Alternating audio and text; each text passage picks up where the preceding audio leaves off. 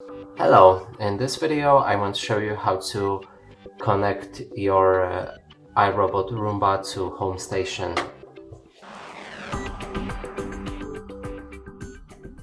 So place the home station somewhere on a flat surface, then go to your robot. It should have this home icon and click on it. Try to place it somewhere near the home station if you want to connect it fast, and it should start going to your home station.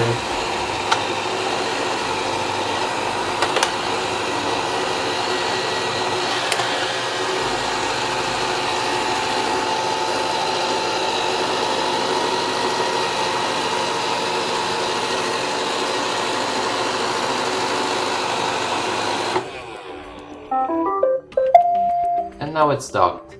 And that's it for this video. Hope you like it. Please consider subscribing to our channel, leave a like and a comment below.